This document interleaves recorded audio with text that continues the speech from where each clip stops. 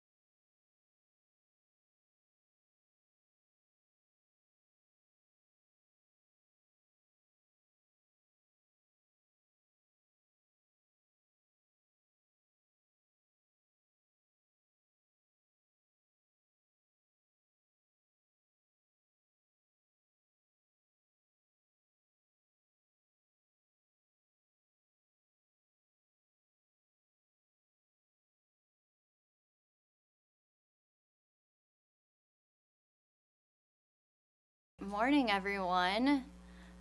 Good morning. Good morning, Commissioner Coleman. Good morning, Commissioner Kolkmeyer.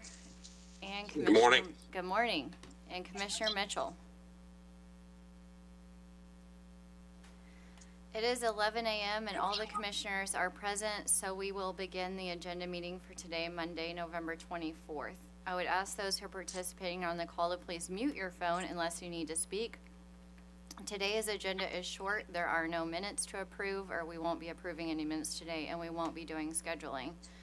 So with that, there is only one new order for today's agenda, and that is in file number ET-2025-0184, in the matter of the application of Ameren, Missouri for approval of new modified tariffs for service to large load customers.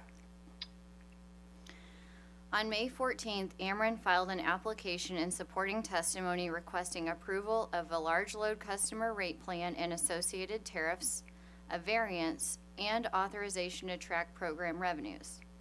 Ameren's requests are intended to implement a new rate schedule for large load customers. The Commission directed notice and set a deadline for applications to intervene. The Commission granted intervention to Amazon, Google, Evergy, Liberty, MIEC, Sierra Club, and Renew. Staff and OPC were also parties.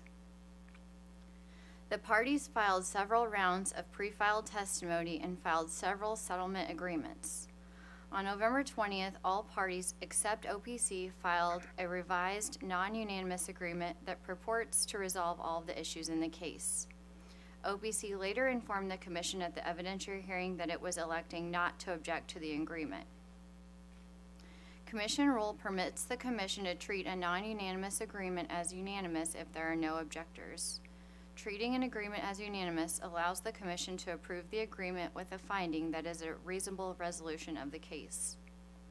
This case arises from a new section of law that requires electrical corporations such as Ameren to have a specific tariff schedule with rates and terms that are designed for large load customers to ensure that large load customers pay their fair share of costs and prevents other customers from paying unjust or unreasonable costs that should be paid by the large users. Importantly, the testimony in the record shows that large users bring economic benefits to the areas in which they locate and also bring benefits to other utility customers. The agreement not only sets a rate for large users that ensures that large users are paying their costs, the agreement also includes a mechanism for Ameren to return to customers excess revenues that the large users bring to the system. In essence, this assures that Ameren's customers are not only held harmless from the addition of large users, but that customers will actually realize benefits. Additionally, the agreement contains many of the same customer protections that were included in the recent Evergy large customer case. Protections like exit fees and long-term financial commitments, and also voluntary riders that allow the large users to fund initiatives such as renewable energy and nuclear energy, and not requiring other ratepayers to subsidize these initiatives. After reviewing this agreement, the Commission finds this is a reasonable resolution of the case and is consistent with the statutory requirement that large users pay their fair share of costs. The rates and terms in the agreement are just and reasonable and not only protect customers, but provide a mechanism for Ameren's customers to benefit from the addition of large users. Thus, the order before us approves the agreement and the request for the variance. With that, I recommend we approve the order version number 4. Commissioner Coleman. Thank you, Madam Chair. I believe that you laid this out as succinctly as it can be. There was a little concern that I had that OPC did not object to it, but the rules have been followed. And because the rules have been followed, that makes this a unanimous agreement. I'm satisfied that large load customers will pay their fair share, that customers are not going to be burdened by this decision. And it's important to me that there are protections in this agreement. And lastly, I would say that what satisfies me the most is that a tariff is just a tariff. that can be adjusted and modified should subsequent changes be necessary. So with that, I support the order. Thank you, Commissioner Coleman. Appreciate those comments. Thank you. Commissioner Kolkmeyer? Yes, thank you, Madam Chair. I'm not sure I can add any more than you and Commissioner Coleman did. I want to thank everybody for working on this and coming up with this. I like the safeguards and the guardrails that are put in on this. So with that, I will be supporting this order. Thank you, Commissioner Kolkmeyer. Commissioner Mitchell. Well, thank you, Madam Chair. And I agree with what's been stated here. And the framework is largely the same as the large load tariff that we just approved for the western side of the state. And I just had one clarifying question, and I want to make sure that I understand the revenue sharing mechanism the same way that everybody else does. I want to just read an excerpt from the STIP, and it's on page 25. Let me get to it here.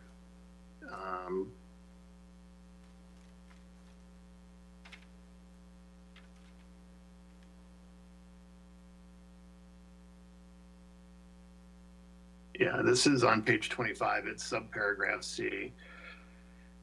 And the STIP starts out with, for each calendar year beginning in the year that the first customer begins taking LLCS service, the earned return on equity of the company as reported in the ERS report may be subject to sharing with the company's retail electric customers.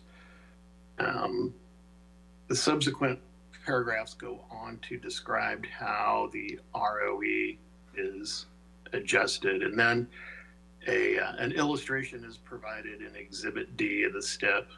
And my review of the Exhibit D indicates that any revenue that's in excess of the based revenue would be shared with retail customers in a 65% proportion. So I got a little bit hung up on the use of the earned return on equity being shared in the text of the STIP, but the total revenue being used in the calculation in Exhibit D. So I just want to make certain that I am clear that we're really talking about revenues that might be in excess of what was included in rate base. That's a great question. I think you're correct in your assumptions when I reviewed Exhibit D, but I think Judge Clark is here to help try to answer that. Thanks. I think when they're talking about excess revenues in relation to row, that they are talking about amounts above what the utility would be authorized to earn on those customers. Okay. Thank you. I think that answers my question. Okay. So it's those amounts above the ROE. Those are split 65-35, and the 65 is split in half for the low income customers. Right. That's the way I understood it as well. Okay. Oh, wait, I see Miss Bolin also volunteering to come forward. The 65. Hold on. Yeah. The 65, and then there's 15% that would go directly to the low-income customers. But the low-income customers would also be included in the 50%, but the 15 is directly aimed at the low income. Okay, great. And just to clarify for me, my questions were just to clarify. I think the revenue sharing is a good thing, and I'm glad that staff has brought that forward. Thank you, Commissioner Mitchell, and thank you, Judge Clark and Ms. Bolin for helping us answer that clarification. So thank you. Are there any other questions or comments from the commission? Well, I guess I got to vote. I support the order. Oh, okay. All those in favor of approving this order, version number 4, please say aye. Aye. Aye. Aye. Those opposed? By a vote of 4-0, that order is approved.